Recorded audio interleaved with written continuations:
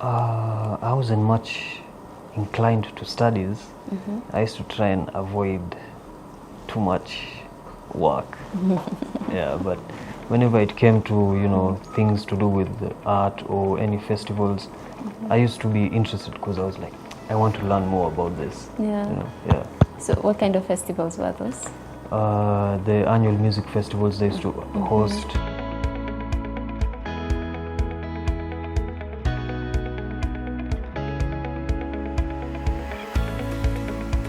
And we're back, ladies and gentlemen. How are you? Have you been catching up with our content? This is where your passion becomes a profession. This is where creativity finds direction. This is ADMI, and today we have another guest. All I know about him is that he studied here. He's into photography. These are one of those mysterious people on the internet. So with all my qualifications as a stalker extraordinaire, I could find nothing out. But that's amazing because we get to learn together with you. A few disclaimers. The first thing is that we're not in a studio. We are in a lab. This is called Mobile Apps Lab. It's where they do 2D animation here at ADMI. And you might be hearing some sound in the background. That is the music production class who so graciously decided to contribute to a music bed. So please, like we said, that's the sound of progress, even though progress sometimes does make a lot of sound.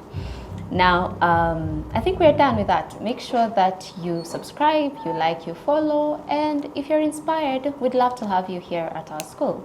So we are joined today with Nabeel Sameer. He studied here at ADMI. I think from the conversations we've been having off the camera, he mentioned that he graduated last year. And we're looking forward to getting to know him. Nabeel, karibu sana. Thanks for having me. It's a pleasure to be here. Amazing. Now, since you succeeded at being mysterious, I'd have had an intro ready, but I'd love to hear you introduce yourself. Who are you? What you do? So, my name is Nabeel Sameer, and I do photo and video, but I specialized in photography, and currently I'm taking a leap into videography as well. So, yeah. Amazing. So, what we do here, we are peeling the layers back. We want to understand his journey as a creative. So we are going to take this back to the very beginning. Nabeel, what kind of world were you born into? So I was born into an extended family, life with my grandparents as my parents as well. And I've been more close to my grandparents throughout till today. And yeah. That's amazing. So was that a choice? Is that a cultural thing? I would say it's much of a bit of both. Okay. Yeah. Interesting. So do you have any siblings? How many are you? So I have an elder sister, 2 younger brothers, and 1 younger sister. Amazing. Yeah. So I asked you this during when we were still setting up, but what is your earliest childhood memory? So my earliest childhood memory would be the 2007-08 post-violence incident. So I was coming back from school. I was still in kindergarten. On my way back home, we had an encounter with the protesters, I might say, which might sound a bit contradictory to what is happening currently in Nairobi. But yeah, these guys were, aiming for just carnage, Yeah. So we had a bit of an encounter, and due to fear, so I decided to hide under the seat. And after a few minutes, all I remember is I was home safe and sound. Wow. Yeah. What did that do to you as a child? So me, it brought in fear of crowds. Wow. So I try and avoid crowded areas and crowds as much as I can. But when it comes to work, that is a non-exception, especially in events. Yeah. But we work and we just progress pole pole. Amazing. So I'm trying to understand this extended family living. In an African setting, when that happens, we have what we call a homestead. So it's just one big plot of land, and then everyone has their own house, and then we do things together sometimes. It's not always the best, especially considering where we are in the modern times. Maybe probably our parents wouldn't disagree with it, but where we are personally, like we said, we also are like avoiding crowds. So how was life like living with your grandparents? Did you have cousins in the house as well? No, but they used to visit. Okay. So how we lived was, it was just my family and my two grandparents. That's it. Interesting. Yeah. I want to trace back your passion to the very beginning. What I've realized when I'm observing people is that your passion tends to pivot into different things. So, for example, a person can be into music and then they end up doing sound or something like that. So, what was that version for you? Were you always interested in photography, or you were just... As a matter of fact, no. I always wanted to do... When I got into high school, I thought of doing cybersecurity. Okay. But later on, I did a bit of coding classes, and the amount of screen time and, you know, technology is ever advancing, so the learning curve is always going up. Yeah. I was like, nah, this wouldn't be a good fit for me. So I decided to go with documentation. Now that's where my passion in photography grew. And what built my passion, I would say, is sunsets. Because I'm a sucker for sunsets. Wow. Yeah. Wow, wow. So then what did you like as a kid? Because we're going to go step by step, high school, kindergarten, whatever. But when you're a kid, let's say kindergarten, what were you drawn to? Gaming. Interesting. Yeah. I'm telling you, Gen Z. No millennial will give you that answer. Okay, so were your parents supportive of that, or? My dad, not really. He never used to like consoles. But my grandfather, he supported it. So when I wanted a console, he got me my... No, as a matter of fact, I got my first console as a gift when I finished, I think, was it class 1 or 2? And I passed really well. So my dad was like, okay, I'll get you your first console. And then years came, years passed. My two siblings were born. They started growing up. We started fighting in the house, you know, who gets to play, who doesn't get to play. And he got frustrated. He was like, you know, I can't deal with this. So he sold my first console. That's understandable, unfortunately.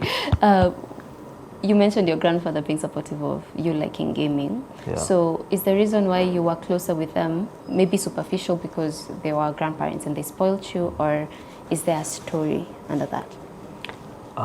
It's more like, I would say they raised me more, because they used to feed me, they used to take me places, you know. And I used to spend much time with my grandparents, because at the time my dad used to work, so I never used to get to see much of him during the day. And during the evening, you know, we just eat together, and then we don't speak much. Yeah, so I became more close to my grandparents in that And case. what about your mom? My mom, we are close. At that time? At that time we were close, yes. But, you know, it was that, you know, I'm still a young kid, so I'm mama's boy, you know, yeah. That makes sense. What was I'm trying to find the word. What was your relationship like with your siblings? It was on and off. You know, we used to fight a lot. Yeah. Expected. Interesting. So, let's go into class 1 or primary school. What school do you go to? I went to Kilimani Primary School. Were you an academician, or you were attracted to the arts? I wasn't much inclined to studies. I used to try and avoid too much work. Yeah, but whenever it came to, you know, things to do with art or any festivals, I used to be interested, because I was like, I want to learn more about this. Yeah. You know, yeah. So what kind of festivals were those? The annual music festivals they used to host. Yeah. Oh, your primary school had that. Yeah. Blessed are they. Some of us had to meet them in high school. So what would you do for music festivals, drama festivals, and the like? I wouldn't do anything. I would just go there and watch and see, you know, how things are done. Okay, so you never actively participated in it? No, I didn't actively participate. So you didn't experience like the functions themselves? No. Is there a reason behind that? I would say culture. Yeah. Say more. So culture-wise, it's not deeply rooted in our culture since we are Muslim as well. Yeah. So there's that barrier of do's and don'ts. Just sort of curiosity, I've never had this before. What are the do's and don'ts? In what ways were they not, this DEI, diversity, equity and inclusion, in what ways were they not inclusive for people who practice Islam? Music. Music is considered as forbidden because our prophet taught us that music is, let's say, you see the way Christians have the Bible, as we have the Quran. So he used to teach us that music is the Quran of the devil, and dancing is worshipping of, is how they worship. I understand. I don't know whether I'm just being curious. Well, I know I'm being curious for you, my fellow audience members, but I think I've seen a certain Arab dance in a wedding. They go in a chain and they... I've heard of it. So the misconception about that is people tend to think all Arabs are Muslim because the religion stemmed from the Arabian land. Yes. Yeah, but that's not always the case. Okay. Yeah. Then that answers my question. That's very understandable. So you're just observing, you're attracted to it, but you can't participate. Yeah. Yes. It's very understandable. I respect that. So photography is nowhere near your mind. What do you like doing at this point then? Are you still into gaming? Yeah, still into gaming, football here and there. And I used to like swimming a lot. Okay. Yeah. And what are your parents saying about this? About? You being into this stuff. If I'm not wrong, maybe I heard you wrong. You said that you weren't that attracted to, like you weren't that into books. Yeah, I wasn't that into books. Yes. Yeah. So most times when parents see that and then they see that the child has other interests, instead of supporting them, which is honestly, I completely understand now that I'm an adult, they try to steer the children back into academics. So what were your parents saying about this situation? It was the same. They were like, Nabeel, you need to study because without studies, there's nothing good that's going to happen. You're going to suffer a lot when you grow up. Okay. Yeah. Would you say you were a focused child? Did you have a concept of the future at this point and maybe what you wanted to do in life? No, at this point, no. I was just riding the wave. When did it hit you? When I got to high school. I'm curious about that. Let me maybe answer it then. So when I got to high school, I went to Aga Khan High in Wayakiwe. Okay. So Form 1 did well, and then my performance started dropping, and the financial situation in the house at that time was not as good, so I had to get a scholarship. Yeah. And when my grades started dropping, it became harder for the guys who were sponsoring my education to continue. So I was like, wow, now this is a bit difficult. I need to pull up my socks. So with that, and then pressure increased in the house, and then I fell into the vicious cycle of addiction. Yeah. So I started using, smoking, and then I got into depression. Wow. Yeah. So after that, that's when now things started changing, because in the house there was no support at all.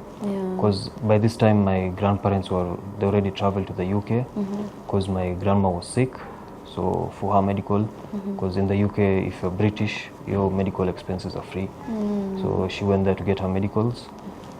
So in that period now is when things started, the boat started shaking, if I might say. Yeah. Okay, I understand. I love that. There's a story there, and I'd want to get into it, but I feel like there's a stage we'll miss, so I've bookmarked that in my head. Let's go back. I think we're almost done with primary. How do you perform in your KCP? I did good. Got 328. Oh, nice. Yeah.